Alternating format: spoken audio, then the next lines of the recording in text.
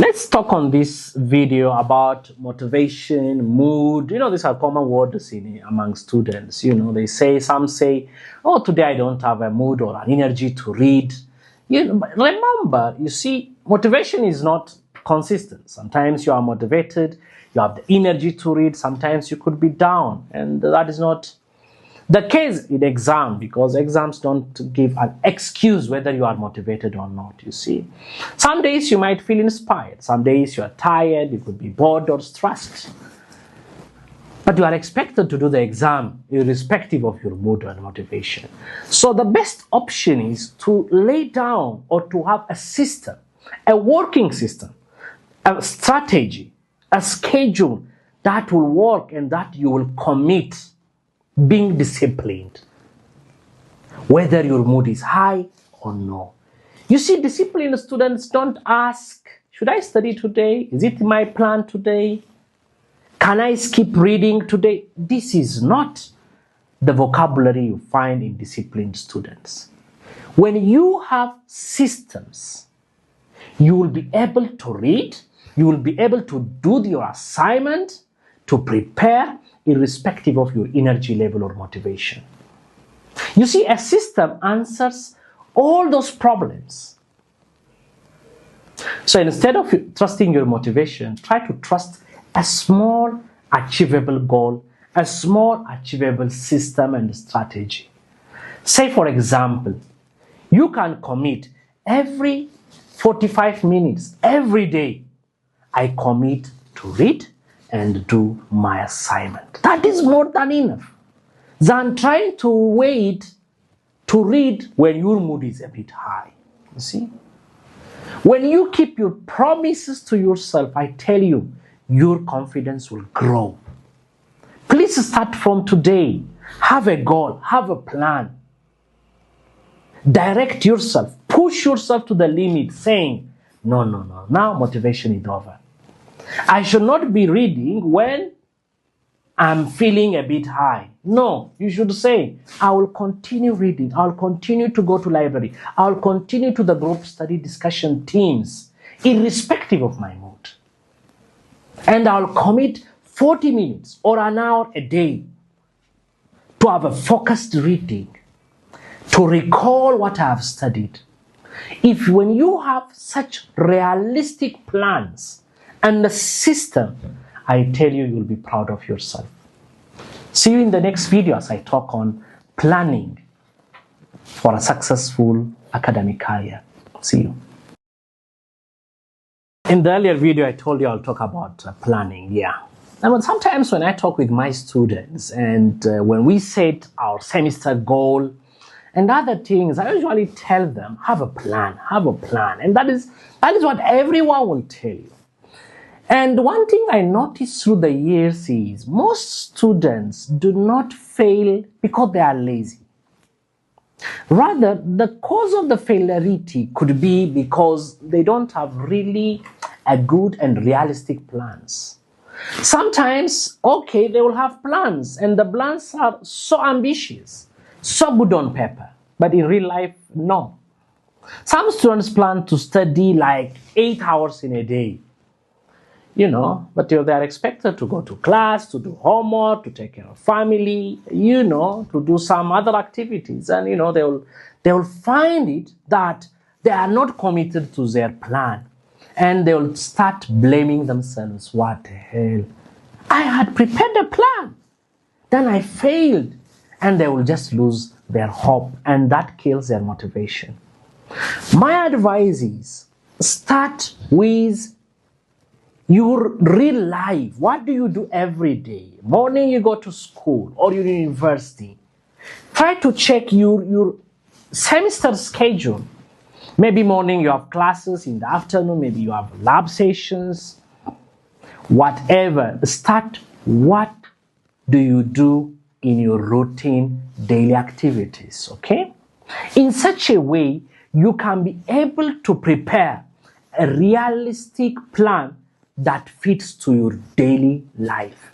A realistic plan or study plan starts with your actual schedule. Because as a student, you are expected to to eat, to sleep, to wash your clothes, maybe to go to church, to do a lot of things. So the first thing you need to do is look at your class schedule. What other responsibilities do you have? Okay, good. Then now try to see your time on where to fix your study schedule. It should not be around what you wish is. It should be very realistic. You cannot have a study plan maybe saying between 1 to 2 p.m. and maybe you just go for lunch at 12:30. Imagine, 12:30 you finish your class. Then the time between 1 to 2 may not be an effective time for you to put on your study time. You should look for which time am I really free? And the best thing to do is fix the time first, then you put the subject. You should not start saying, what subject should I study? Don't do that. Don't do that. Say, I'll be studying from 7 to 8 p.m. every day in a quiet place. First, you fix that time. Then you can be able to put the subject which you'll be reading at that specific time. Start by asking, when will I study? Not what will I study. Start when. The time is very important.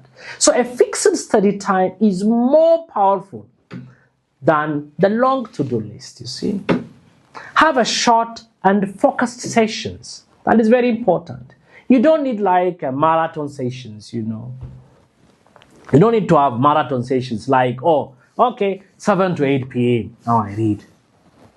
8 to 8:30, I revise. 8:30 to 9, I go for dinner. You know, even there is no time in the middle for your break. So have realistic. Let your schedule reflect your study time, the time you go for lunch, the time you go for dinner, the time you go for exercise, the time for group activity, and other social things you might have as a student. It's very important to leave space, at least also for revision, okay? Because if your plan has no rest, you know, it will not last, because you'll find yourself being boring and being bored of the plan also. Okay? Because your brain actually needs recovery also to learn. So keep in mind that what I'm trying to say is a good study plan is not ambitious. A good study plan is usually sustainable. If your study plan keeps failing, again, don't worry. Plan again. The hallmark is failing to plan is planning to fail. So whatsoever it is, try planning. If the plan is not working, evaluate, reflect, talk to your lecturer, talk to your mentor, and then revise your plan so that you'll have a sustainable, a realistic plan which you'll be proud of yourself in attaining it. Many students think sleep is so optional, but it is not. Sleep directly affects your grade. Students think that I need to read the whole night, and then they will skip their sleep. When you study during the day, remember your body, your brain is not resting. Your brain is busy. So the only time your brain could rest is when you sleep. No sleep means you'll end up in having weak memory. Especially in student life, lack of sleep really reduces focus and understanding. You know, when you are tired, you read few pages again and again, you're tired. Remember, you are not really absorbing. The brain is not getting it. Getting tired is not laziness. When you're tired, just go to your sleep. Many students I've seen, they stay up to the whole night before exam, and you'll find them in the morning in exam hall, and they'll say, sir, the whole night I have not slept. You see, this is a punishment. It doesn't really help in the performance. And remember, a sleep-deprived brain can easily panic, and it can forget the concepts very easily, and performance will be very poor. Not only that, poor sleep also affects your motivation, your emotion. It could make you anxious, it makes you stressed, also panic. See? Remember the panic that comes with exam, and yet you have not slept. It's too much. So some of the simple things you can do is, remember, you don't need to be perfect. Try to read as much as you can. Get an adequate sleep. And once you're done with your reading, don't go to your phone, especially in bed. Especially before you go to sleep, avoid deep reading or deep mathematical calculations, okay? So that you can have a very good and quality sleep. My dad always says, early to bed and early to rise makes a man healthy, wealthy, and wise. The best thing you can do as a student is sleep early and also wake up early in the morning when your brain is fresh. If you have an 8 a.m. class, just be in the empty classroom. Go there early, maybe at 6 a.m. and try to have a quiet reading. Imagine how your brain can be able to absorb whatever you are reading. But remember, sleep is very important. Don't make an excuse saying that I've been reading, that is why I've not slept. It won't help. And it doesn't translate to academic performance, as I've said, like studying for long hours. See you. Thank you.